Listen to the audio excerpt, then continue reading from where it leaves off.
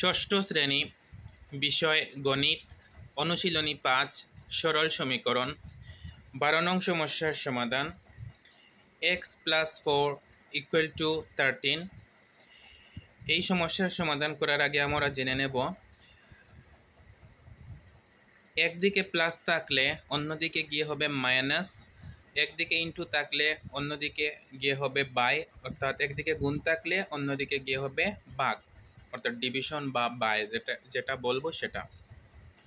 এটাকে আমরা ডিভিশনও বলতে পারি, আবার ভাগও বলতে পারি, আবার ডিভাইডেড বাইও বলতে পারি, আবার বাইও বলতে পারি, এটাকে ইনটুও বলতে পারি, এটাকে আমরা গুণ চিহ্ন বলতে পারি। এবার শুরু করি। x + 4 = 13। আমরা কার মান নির্ণয় করব? এখানে আমরা x এর মান নির্ণয় করব, তাই এখানে x রাখলাম। x রেখে বাকি যা থাকবে তাকে কি করব? সরিয়ে নেব। কিভাবে সরিয়ে নেব একটু দেখে নেই। x = এই যে 13, এই 13 জায়গা মতো বসিয়ে দিলাম। আর এই যে 4, এটা প্লাস ছিল, প্লাস থাকলে এখানে এসে হয়ে যাবে মাইনাস, তাহলে মাইনাস এই 4। সুতরাং x = 13 - 4 = হবে 9। 9 হচ্ছে x এর মান। এবার 13 নং সমস্যার সমাধান।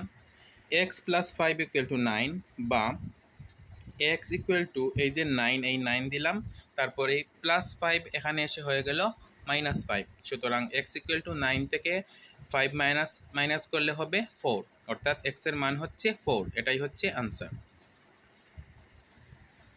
14 নং সমস্যার সমাধান। y + 1 = 10। এবার y এর মান নির্ণয় করব, তাই y রাখলাম। আর এই যে 1 প্লাস আছে, এটা এখানে এসে মাইনাস হয়ে যাবে। তার আগে কি লিখতে হবে? ইকুয়াল টু দিয়ে 10 লিখতে হবে।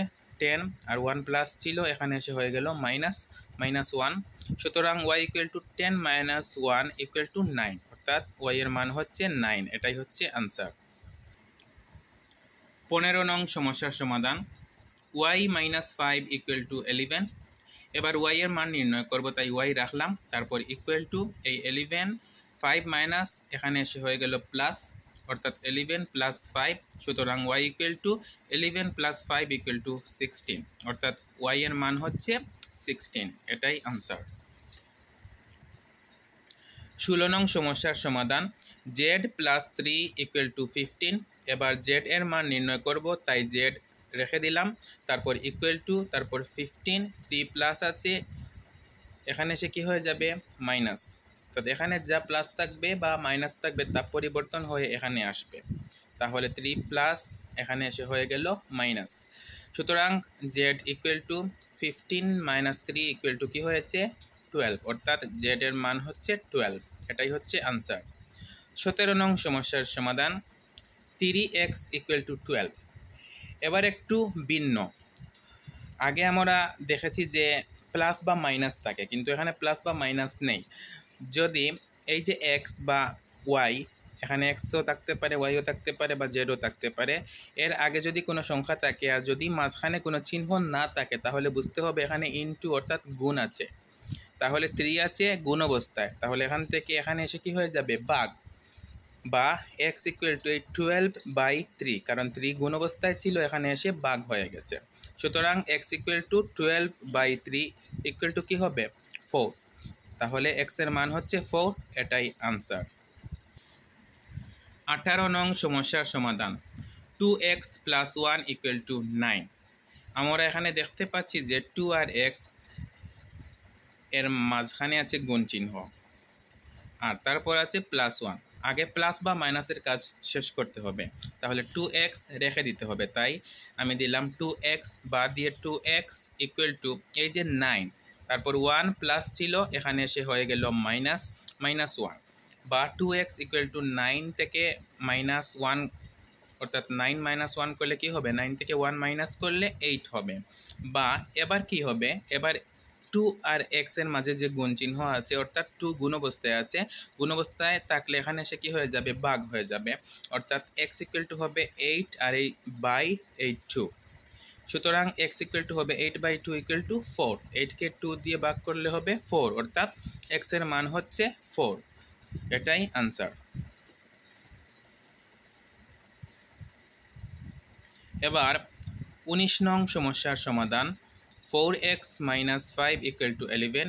এবার আমরা 4x এখানে লিখেছি অর্থাৎ জায়গা মতো রেখেছি, তারপর ইকুয়াল টু, তারপর এই যে 11, এই 11 5 মাইনাস ছিল এখানে এসে হয়ে গেল প্লাস, প্লাস 5 বা 4x = 11 আর 5 প্লাস করলে অর্থাৎ যোগ করলে হবে 16 বা x এর সাথে 4 গুণ অবস্থায়, গুণ থাকলে এখানে এসে হয়ে যাবে ভাগ 16/4। সুতরাং x হবে 16/4 = 4। আমরা যদি লিখি 16/4 ক্যালকুলেটরে তাহলে আসবে 4, অর্থাৎ x এর মান হচ্ছে 4। এটাই আনসার। 20 নং সমস্যার সমাধান 3x - 5 = 17। এবার 3x = এই 17, 5 মাইনাস ছিল এখানে এসে হয়ে গেল প্লাস, বা 3x = 17 + 5 = 22 বা x = 3 গুণ অবস্থায়, তাই এখানে এসে হয়ে গেল ভাগ 22/3। এবার আমার 22/3 যদি ক্যালকুলেটরে লিখি তাহলে আসবে দশমিক, তার জন্য আমরা কী করলাম 22/3 জায়গা মতো বসিয়ে দিলাম, অর্থাৎ x এর মান হচ্ছে 22/3। এটাই হচ্ছে আনসার। এবার 21 নং সমস্যার সমাধান 7x - 2 = x + 16। এখানে আমরা দেখতে পাচ্ছি যে এই যে x চলক এখানেও আছে, আবার এই যে x চলক এখানেও আছে, তাহলে এই চলকে আর চলকে কী করতে হবে, একত্রিত করতে হবে, আর ধ্রুব বা সংখ্যা একত্রিত করতে হবে। তাহলে 7x লিখলাম, আর এই যে x এখানে প্লাস আছে এখানে এসে হয়ে গেল মাইনাস, তারপরে এই x এর আগে কিছু নেই মানে 1 আছে, ইকুয়াল টু এই যে 16, তারপর 2 এখানে মাইনাস থাকলে এখানে এসে কি হয়ে যাবে প্লাস, বা 7x থেকে 1x মাইনাস করলে হবে 6x, ইকুয়াল টু 16 + 2 = হবে 18, বা x = এই যে 6 গুণ অবস্থায়, তাই এখানে এসে হয়ে গেল ভাগ, অর্থাৎ x = 18/6। সুতরাং x = 18/6 যদি আমরা ক্যালকুলেটরে লিখি তাহলে আসবে 3, তাহলে x এর মান হচ্ছে 3। এটাই আনসার।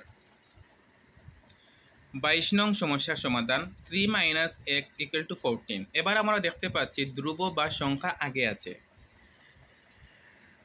ধ্রুব বা সংখ্যা, তাই আগে সংখ্যার কাজ করতে হবে। আগে 3 লিখলাম, তারপরে এই যে 14 এর আগে প্লাস আছে, অর্থাৎ এক জায়গায় প্লাস থাকলে অন্য জায়গায় এসে মাইনাস হয়ে যাবে, তাহলে +14 এখানে এসে কি হয়ে গেল -14, ইকুয়াল টু x ছিল এখানে মাইনাস, এখানে এসে হয়ে গেল প্লাস, বা আমরা যদি ক্যালকুলেটরে লিখি 3 - 14 তাহলে আসবে -11, তাই লিখলাম -11 ইকুয়াল টু এই x।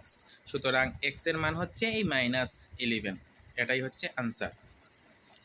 এবার 23 নং সমস্যার সমাধান 2x + 9 = 3, বা এই 2x = এই যে 3, তারপর 9 প্লাস ছিল এখানে এসে হয়ে গেল মাইনাস, বা 2x = আমরা যদি ক্যালকুলেটরে লিখি 3 - 9 তাহলে আসবে -6, বা x = এই যে 2 এখানে গুণ অবস্থায় এখানে এসে হয়ে গেল ভাগ, অর্থাৎ x = -6/2। সুতরাং x = -3।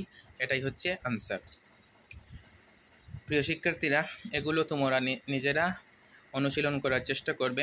ধন্যবাদ সবাইকে।